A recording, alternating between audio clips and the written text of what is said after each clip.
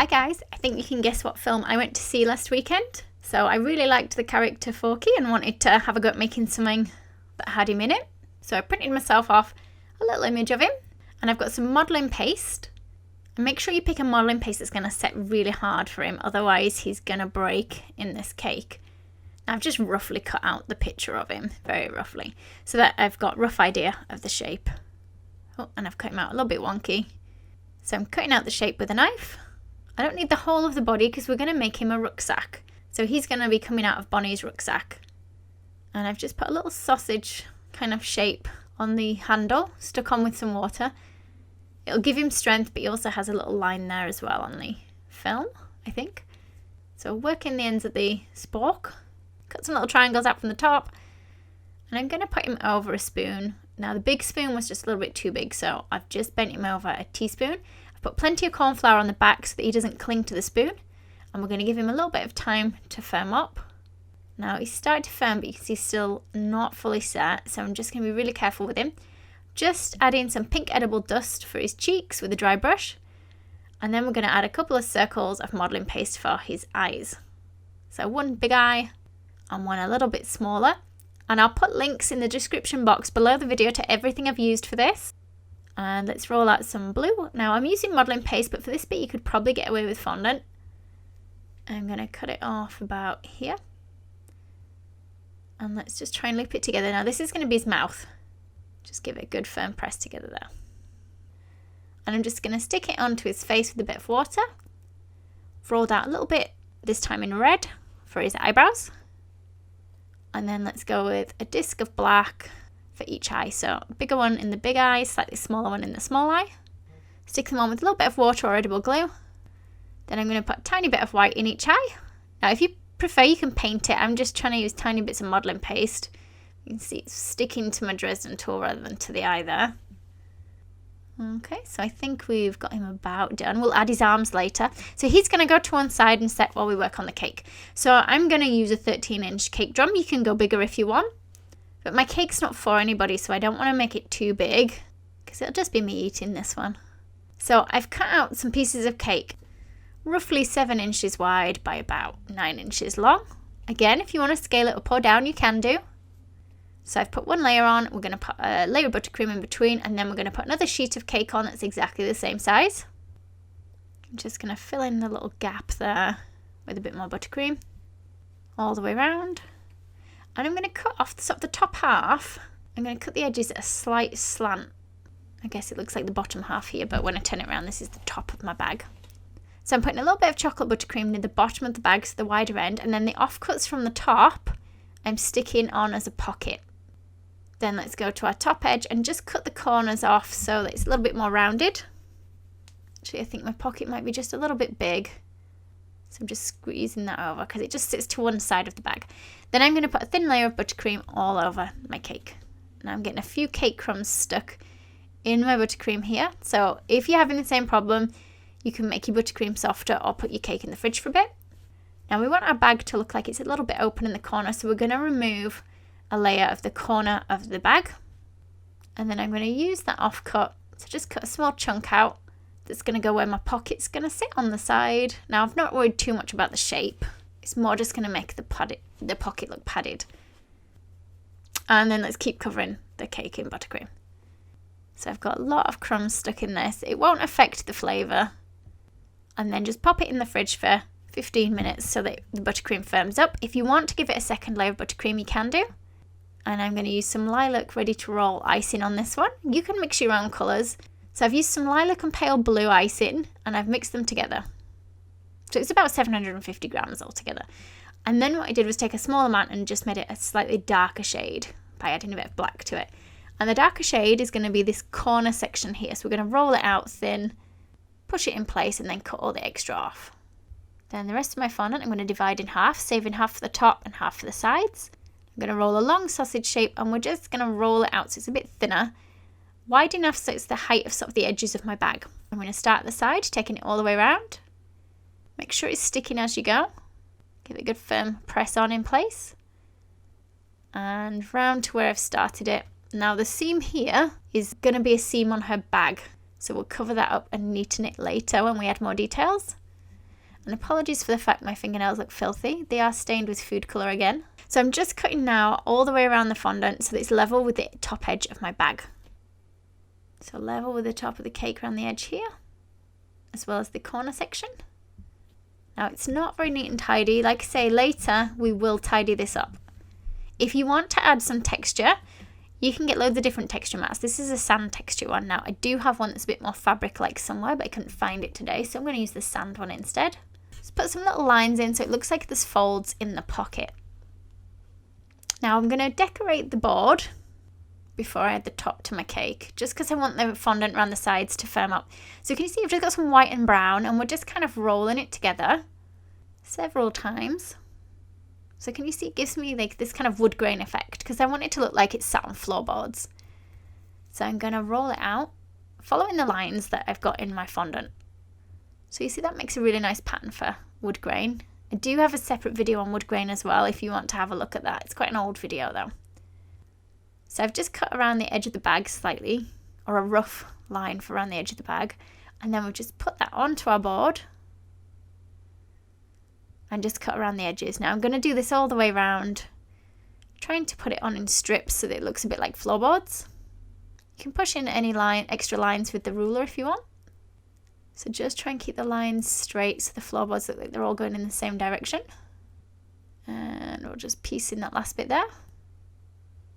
So, ready for Forky to be attached. Just check that he has set firmly. You might even need to make him a couple of days before the cake. So I'm going to push a hole in with my knife into the cake itself in this corner, and we're going to push him in at whatever angle you want him to go in. And I've just put a small ball of fondant just underneath him to hold him in place just while we're working on the rest of the cake. And in fact later you'll find I swapped this for a little pouch of corn flour instead. So we're going to cover the top of the bag now. I'm rolling out the rest of my fondant. Just make sure it's large enough that it would cover the whole top surface area. And I'm going to have a bit of a guess of the shape of the top of my bag. So we're going to cut it with its curved little corners, and then we're going to press it onto the top of our bag. Lining it up at the top, folding it so it just goes behind Forky's head and behind that piece of corn flour, or the little bag of corn flour that I put in there to support him. If your icing's too thick, it will squash Forky down a little bit, and we don't want that. Just pressing around where the pocket is slightly, and then we're going to trim anything extra off from around the edge. Now I haven't got a very nice neat join at all, but we're adding bits to this later. Okay, you don't want too big a gap, otherwise we won't be able to cover it though. Again, if you want to texture it so it matches the rest of the bag, you can do. Then we're going to add some patterning. So I've gone for, again, a different shade of lilac, and we're going to use a heart cutter and a diamond cutter to just put these little things on all the way around. I'm just sticking these on with water. So we're going to randomly dot these around. So we're going to press an indentation in a little bit deeper so it looks like the seam of the bag with my Dresden tool, so around the edge of that pocket. And then let's draw a line where I want my zipper to go as well. So around the top of this pocket.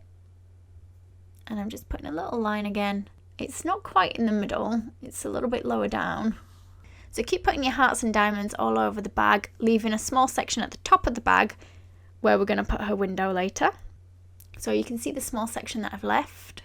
Add a strip of a slightly different shade of lilac. Now I didn't get my colours quite the same as in the film.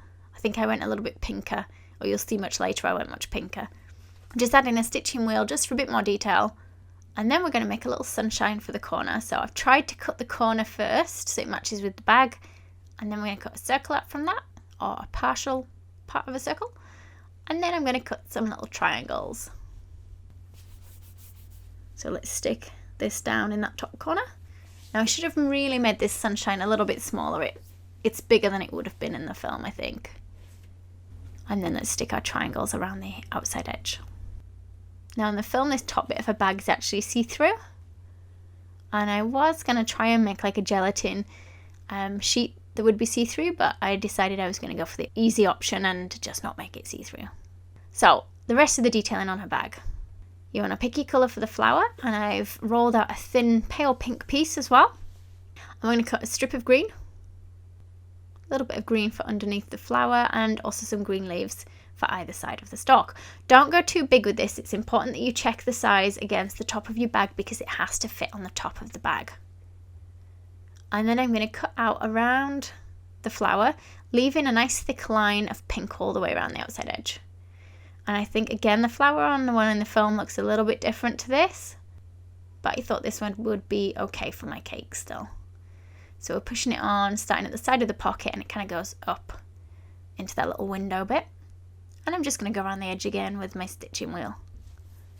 I've gone for like quite a deep pink for sort of the zips and the edge and trims of my cake. I should have really gone more purple. This isn't actually the colour I intended on, but it's the colour it came out. So we've got like a rectangle that we're sticking at the top of the bag, and this is going to be like the handle at the top of a rucksack. And then we've got another strip that's going to go across the top of that pocket on the side. Let's put some stitching lines on it as well. And then a thin piece that's just going to go in between those lines that we made earlier on the pocket. Then I've drawn 2 lines or 3 lines where the zipper's going to be. Drawn lots of vertical lines over those lines. That's where it starts getting more complicated for a zipper. Let's put a small little piece just at the end there. And then for the ends of the zips, I've kind of done 2 teardrops and squashed them slightly. And I've found a small oval cutter that I'm cutting out the top of each one and also at the bottom. Now, if like mine, you're not getting a very smooth cut, just run a tool over those jaggedy edges. And let's just put an indentation in the top of that handle with my circle cutter before it has time to dry. So we're going to roll a long thin piece that's going to go around the top of my pink for the zipper. And then I'm just going to go over the slightly paler pink. It's a powdered edible dust, diluted with some dipping solution, just to make the zip itself look a little bit lighter in colour. Now we're going to create the same kind of thing, but this time for around the sides of the bag. So another zipper, so a nice long piece this time because it's much bigger. And I draw my zip lines in the middle, and then I decide actually it's going to be easier if I just cut it in half and work on it in 2 separate pieces. And the next bit is the time-consuming bit.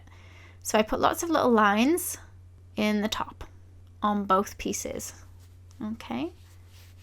So we're going to move that cornflower pouch now because everything's starting to set in place, but do still be careful. And we're going to place our zipper with a bit of water along this edge here. So I'm going to start bringing it further down from the top here.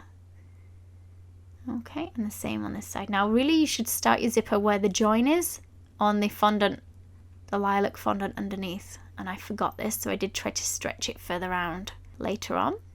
Then the other side of our zipper, top piece, you're going to just carefully push along the top. Now you can see behind Forky I had to cut it in half because it was really tricky to get in to this bit just here. And again, we're just going to neaten off the edging with some pink that we've rolled out nice and thin.